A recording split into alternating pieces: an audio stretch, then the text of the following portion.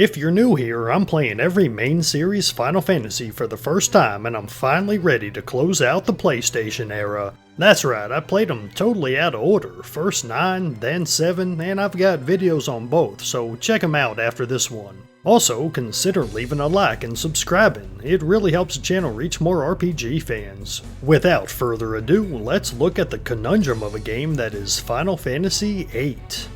Now, FF8's setup had me intrigued. Its opening hours introduce a world inspired by 20th century life, a bitter rivalry for the protagonist, a mysterious, powerful sorceress, and a group of young cadets eager to fight for their homeland, all backed by another brilliant soundtrack from Nobuo Uematsu. I was hooked and raring to watch this new adventure unfold. Before getting into the story though, I want to compliment the visuals. Gone is the disconnect from Final Fantasy VII, where the gorgeous character designs for FMVs and battles contrast painfully to their blocky models during the rest of the game. This never bothered me much, but after seeing how well Square learned to depict humans with realistic proportions on the PlayStation with FF8, 7 style seems a little silly.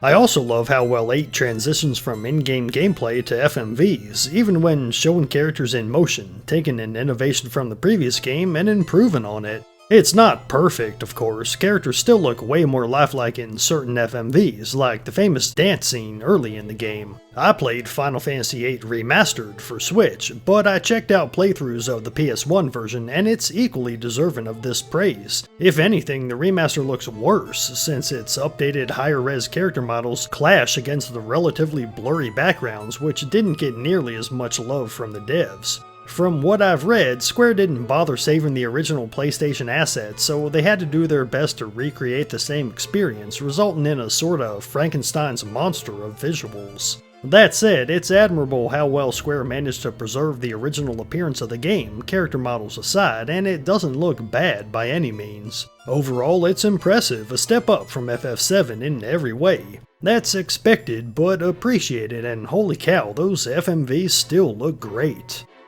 At its core, Final Fantasy VIII's a love story between Squall, who's a cadet at Balam Garden, a sort of military school for users of Guardian Forces, and Rinoa, a freedom fighter whose path soon crosses Squall's. Guardian Forces, or GFs, are FF8's version of summons, and as you might expect, many of the classic Final Fantasy summons appear as GFs in this game. More on those later, but back to the romance. I like the idea of a love story propelling the plot of a Final Fantasy game. It hadn't been done before. Cloud may have had feelings for Aerith, depending on how you look at it, but that certainly wasn't 7's focus, and 4 barely touched on Cecil's relationship with Rosa. In 8, romance is the focus, yet in a much more subtle way. Too subtle for my taste, in fact. Japanese storytelling has a particular way of handling romance that doesn't line up with how Western writers approach similar plots, in general anyway, and try as I might, I couldn't connect to what FF8 serves up.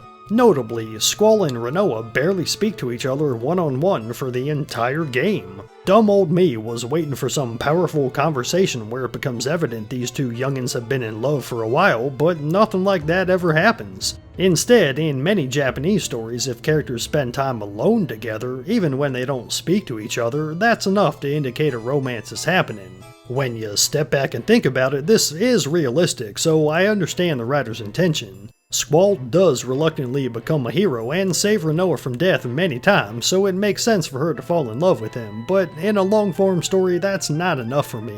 In the moment when playing the game, I wanted more. More dialogue, more character moments between Squall and Rinoa, more anything to cement this relationship in my head. There's no accounting for taste, of course, but just as one example, the space scene where Squall's gotta rescue Rinoa read more to me like a cool, dramatic moment rather than the cathartic release I think the writers were going for, since even at that point I wasn't buying into their love story. Then again, maybe I'm too much of a gaijin. Naturally, there is a main plot separate from the love story, and well, it's a cluster. It mostly does make sense if you take the time to follow it closely, but what starts as a simple assassination plot quickly turns into the kind of sprawling mess this game's predecessor somehow managed to avoid, despite its equally large scope. Once again, the planet's in danger and it's up to a bunch of teenagers to save it, but wouldn't you know it, they've got a mysterious past that unfolds via flashbacks as you progress, all leading up to revelation upon revelation, culminating in a confrontation with an uber evil. It's very similar to Final Fantasy VII and other previous entries, thematically and structurally. For example, the main villain gets slow build-up throughout the story and is satisfying to take down in the end. Even when some of the steps to get there didn't make much sense, it felt earned. That's a lot better than, say, FF9's ass-pull final boss.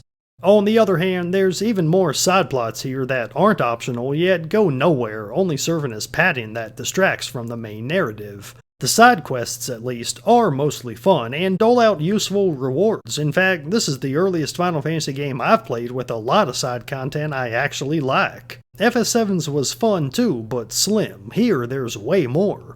The biggest difference from previous games, though, is in the world. Final Fantasy VIII is the first game in the series to feature 20th century design and architecture. Maybe that's an ominous indicator of the series' future to fans who favor a more traditional fantasy vibe, but then Final Fantasy has always featured futuristic tech, or at least magitech, going all the way back to the first game's airships. Nevertheless, FF8's design style clearly marks a major change. There's cars. Modern cars your party can drive around in, over a decade before people complained about that in FF15, by the way. There's office buildings, space stations, downtown areas, even a futuristic city that doesn't fit the rest of the game's aesthetic but demonstrates the power of the Empire that controls everyone. Other locations don't mesh quite as well with the game's high-tech world. Like, what the heck is up with the Shumi? I guess they're a primitive tribal people, but they've also got what seems like hyper-modern tech. They play a key role in one story section, while at the same time coming off goofy as hell. I don't mind goofy, but it needs to fit in with the rest of the game. FF8 presents itself as a straightforward, serious story from the get-go, so any of the bizarre sort of humor typical of JRPG stands out, in a bad way this time. It also seems like chocobos were included just cause, hell, it's a Final Fantasy game. Now, I'm all for upholding series traditions, there's value in that, but in a world where everyone uses cars and magic is more science than magic, if you can't come up with an important role for chocobos to play, you might as well leave them out. I mean, I didn't see a single chocobo hanging out in a city or doing anything other than hiding in a forest. Like the Shumi villagers, they feel tacked on, as though someone on the dev team wanted to throw in wacky stuff just to be wacky. Instead, how about redesigning the chocobos to be more like horses, used by a wandering tribe of cowboys who live off the earth and reject technology? That would at least make sense. Maybe they'd come into town every so often to trade, or the story could integrate them in a fun way. As they are though, chocobos don't fit in this world. And that's how I feel about much of the story as a whole. It's as if Square designed the locations and set pieces first, then rushed the story team in at the end to string it all together. Honestly, this is a common problem with Final Fantasy plots. They tend to spend too much time on insignificant characters or details, especially ones that look cool but lack substance, then rush through highly important scenes and information.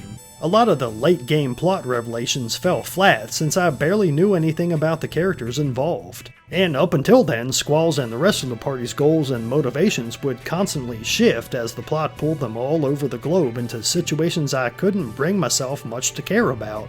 The game loves splitting up your party or making you play as enemy characters to get into their story. These are cool ideas, but due to some clunky mechanics that I'll get into later, as well as my lack of investment in the plots, made most of the dungeon crawling feel meaningless.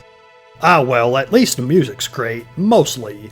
I always gotta comment on the battle theme in these retrospectives since it's the song you hear most often in JRPGs, and FF8's disappointed me, a little. It starts off furious and exciting with a memorable string melody in 5/4, then doesn't go anywhere. It builds and builds, adding horns, more strings and counter melodies, which is all cool, but there's no strong, memorable melody at any point. Nothing I could hum that would get stuck in my head, just lots of build-up with no release. Then the track repeats. It's not a bad song, but after Final Fantasy VII's legendary battle theme, this one's a bit of a letdown. It also bugs me that it's not a full loop, in other words, it never repeats the introductory bars, which are the best part. Still, it's a fine track that I didn't get sick of, just not one of my favorites. The rest of the soundtrack though, mwah, sublime. If you don't plan to play the game, the OST is worth a listen, and of course you've been hearing it throughout this video. 8's got some of the most recognizable compositions I've heard in a Final Fantasy game and a ton of interesting songs instead of your standard JRPG background music. Uematsu typically does this well, but FF8 stands out in particular for its range of styles and inspirations. There's the tempo-shifting Waltz for the Moon that perfectly conveys Squall and Renoa's fluttering hearts as they dance, boogie-woogie jams while you're playing cards, and of course another classic prog rock inspired boss theme. Uematsu took flavors from each of the past game soundtracks, injected them with occasional jazz and electronic sensibilities, and came up with something that sounds ahead of its time, even for a Final Fantasy game. Overall, 8's OST doesn't quite match the highs of select brethren like 7 or 10, but it's a step into the upper echelon of video game music for the series anyway, thanks to its consistency.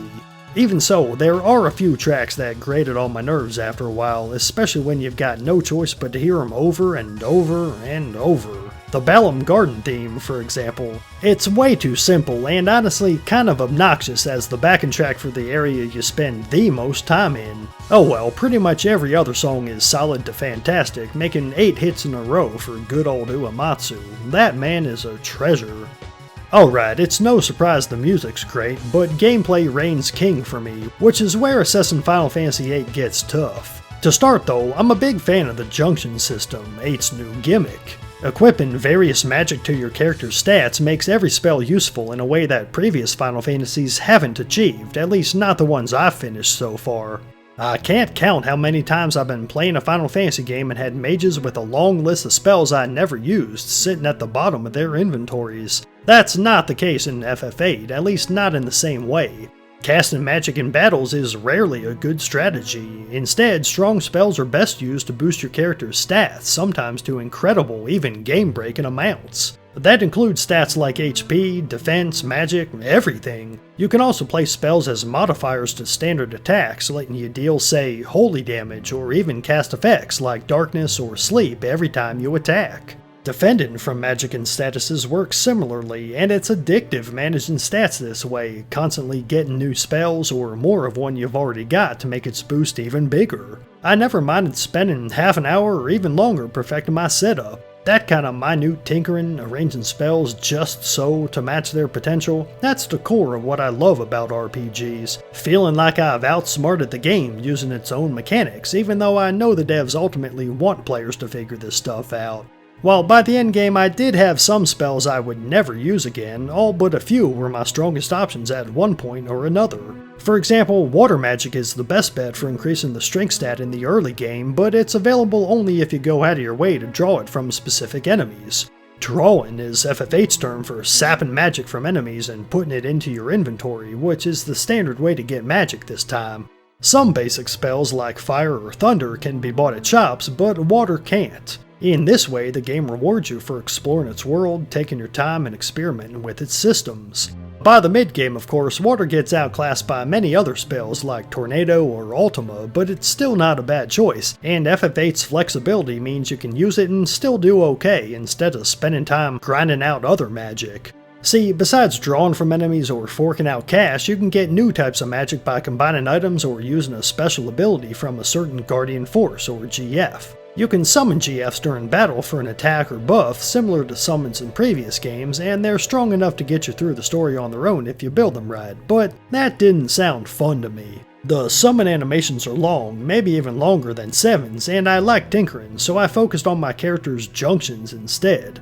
No, it's GF's abilities, not their raw power, that truly break the game. One GF lets you combine magic into stronger magic, such as fire into Fira, as well as refine items into magic or into other more useful items. Often that's the best use for a rare item. Forget what it does and break that sucker down into flare spells for massive stat boosts. As early as the few hours you can get powerful magic like this if you know what you're doing. And the whole game is set up this way. Every mechanic connects with every other, and there's tons and tons of what you might call hidden or obscure ways to draw magic, gain access to new spells, or otherwise get an advantage. Final Fantasy VIII is what you make of it, and its leveling system reflects that. Simply put, you don't have to level up much if you don't want to. I believe it's even possible to not level up at all. Bosses give 0 XP, and you can finish other fights by running or using yet another GF ability to capture monsters as cards, like your Maximilian Pegasus. More on that later. If you do level up, it'll make enemies stronger and more time consuming to defeat, but also give enemies stronger versions of spells. You can draw these, but most of them are easy to find elsewhere, either on rarer monsters or through the aforementioned refinement process, so the only reason to level up is to get more of a challenge. Since monster HP scales up while yours doesn't, if you don't get a good grasp on the game systems early on, you're in for a world of pain, a fact that I suspect turned off many fans of the more traditional Final Fantasy VII as they delved into Squall's adventure. With the power of the internet and a little foresight though, I was prepared.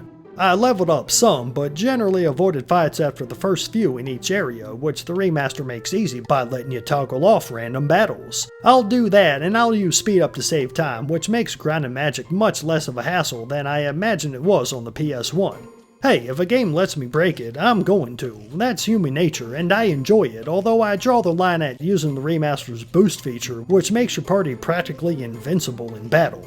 That said, there's never a reason to even think about using that. This game is so easy, there's actually an item in the base game, not added for the remaster, that makes a character invincible, literally invincible, for the entire battle. It's not even that rare of an item. Final Fantasy VIII begs players to break it, so it's fair to judge the game from that perspective. As someone who likes digging into systems to put together broken setups, that part is a dream come true. Thing is though, I'm nowhere close to finished talking mechanics. FF8 piles them on. For example, surprise, GFs also control which stats characters can junction spells to. One GF might have strength and HP junctions, while another might only have defense, so you'll need to choose which GFs are assigned to each party member, forcing each character to specialize in some way for most of the game. This is one of FF8's few restrictions, albeit a needed one, to add at least a little challenge. Constantly swapping GFs around to keep each character optimized is fun, and the game likes to split up or change your party members just before a battle when you might not have remembered to set up your junctions again. Yep, anytime your party changes, and it changes a lot, everyone's junctions get removed, leaving you to configure them all again. That may make for a sort of artificial difficulty and does get a little old, but it at least forces you to constantly reevaluate your setup, looking for more efficient combinations of GFs and spells, which again, I enjoy. GFs have many other abilities, like stat modifiers for the character the GF is equipped to, which might increase strength or, say, HP by up to 80%. Talk about broken. One GF ability lets you buy items remotely from shops, which doesn't make the game easier, that would be impossible, but it's super convenient, which I appreciate. By the way, you can also exploit shops to farm cash early on, making gil only a minor inconvenience, which I don't appreciate mechanically, but am also happy to take advantage of. FF8 throws so many systems at you, each of which are enough to break the game on their own. That should tell you something, and I'll get to my point here in a minute, but there's more. The draw command itself is a GF ability, as are genre staple battle commands like item and magic, all of which are only available if you've included them in your setup. This is the first JRPG I've played that goes so far as to mess with the basic UI, an established mechanic that players shouldn't even think about as part of its experimentation.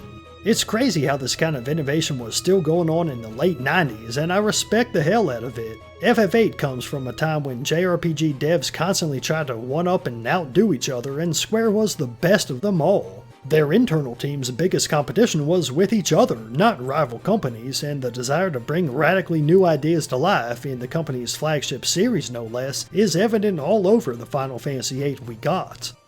At the same time, I've gotta ask, does all this radical innovation, all these systems crammed into one game, make the experience more fun? It sometimes can. The Saga series is built on twisting the genre around and infusing it with new structures and ideas, such as Romancing Saga 2's Generations, or Saga 2's equipment system, and I love those games. But with Final Fantasy VIII, it's all too much. Maybe if the battles were difficult enough to justify the effort spent setting up your party, like in most of the Saga games, I'd feel more satisfied by the experience, but FF8 is just too damn easy to break. If you've got any sort of desire to learn or explore, and any modicum of will to indulge those urges, by the endgame and with the right setup, each party member will become an unstoppable beast, with nearly every possible junction available to give them insane stats all around. Even by the mid-game, I was blowing through what might have been tough bosses if I had leveled up quote-unquote normally, but I didn't do that. I'd bet almost no one who plays this game in 2023 does that. We've got the internet now after all. Mention FF8 to an RPG weeb and the first thing they'll tell you is not to level up. This makes me wonder what the point is to all this game's deep and fascinating systems. Sure, I made myself super OP to destroy bosses in 3 turns. I could have spent less time in menus and still have been OP though, wrecking bosses in 5 turns instead. Either way, I'm getting a similar result. The fun, I suppose, is in the customization itself. The problem is that's not quite enough for me. Here's another example. I like the draw system. It's a unique spin on RPG resource management, but it's useless if you don't need to restock on the magic available in any given battle, which you usually don't. While you can cast a monster's own spell during battle instead of drawing it, this quirk doesn't offer enough value to justify its existence. I occasionally casted a monster's own shell or reflect back at them, but generally I was strong enough to handle whatever the enemy threw at me without engaging in this otherwise interesting mechanic. There's no cohesive whole. Just like the junction system, drawing may be a unique feature, but the gameplay is not really designed around it and doesn't do enough with it. I'd prefer it to be more of an essential mechanic, but in the game it's possible to go into battles without even having draw equipped as a menu option in the first place. There's too much flexibility in FF8. You've got almost endless options for customization, but tweaking just a few of them is all that's necessary to shatter the game into pieces. Once it becomes easy as piss, you don't need the bevy of options anymore. FF8 is full of stuff like this. A change like restricting the number of battle commands you have access to is a neat idea, but good character builds only need a few commands anyway, so the system just becomes a hassle on the rare occasions you do need to swap something out, usually for a story-specific battle. You can experiment, but there's not much incentive to do so after finding a setup that works. Hell, it's dead simple to breeze through the entire game once you figured out the refinement system anyway. The same is true if you focus on summoning and attacking with GFs, though no matter what approach you take, there will damn sure be a lot of tedious menuing involved. This wears thin even on me, a guy who generally likes that sort of thing. It's a shame. I wish Square had leaned into the wackiness of the game systems and really made the player think. Instead, if the player thinks even a little, the game becomes a cakewalk. And that's the main problem with Final Fantasy VIII.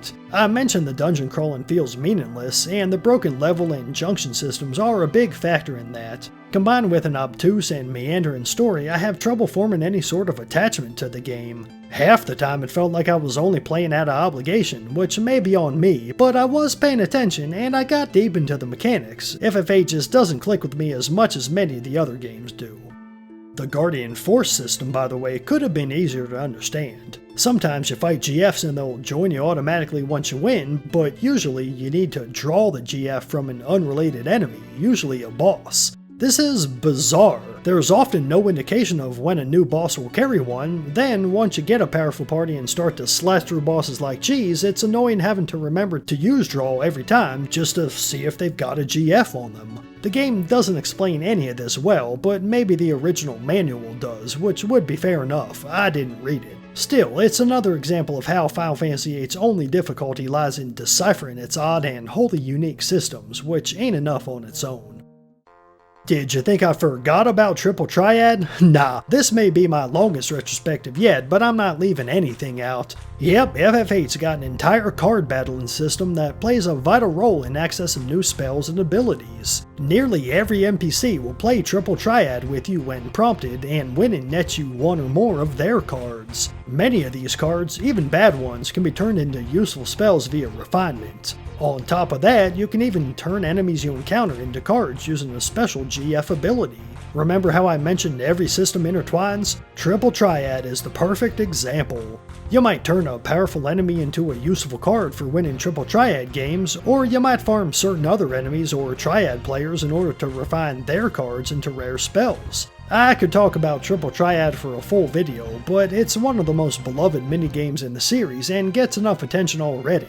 All I can say is, I see why. I love Triple Triad as much as anyone. It's genuinely fun to play because it relies more on strategy than luck, and it sure blows FF9's Tetramaster out of the water. Out of the whole bayou, in fact.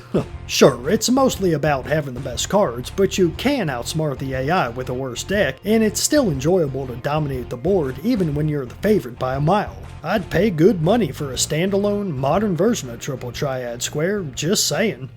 Alright, tier list time. Despite my many criticisms, I'd recommend Final Fantasy VIII to any seasoned JRPG fan. It's unique, if anything, and to my knowledge, no game since has even attempted to replicate its ballsy mechanics. Any given player might love it, hey, lots of people do. It's got a fair share of memorable moments and certainly unforgettable gameplay. But in a series filled with great games, FF8 doesn't stand out aside from its draw and junction systems, and its flaws keep it low in my ranking of Final Fantasies. It's too easy to break, while not offering enough challenge to make the broken strats satisfying. There's lots of good plot points, exciting scenes, and huge set pieces, but overall the story's a confusing mess. The characters seem likable, but don't do much worth remembering.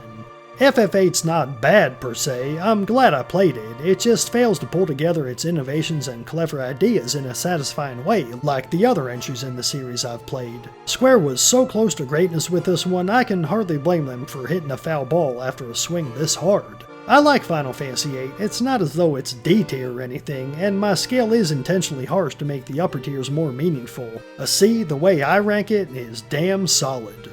Thanks for watching. Next time it's a return to the job system to examine what I've only seen as a lesser known and perhaps underappreciated entry. It's time for Final Fantasy V. As a big fan of FF3, I'm hyped for this one. Stay tuned for that and let me know your thoughts on FF8 in the comments, leave a like for that algorithm, subscribe for future Final Fantasy Newcomers perspectives, and have a blessed day.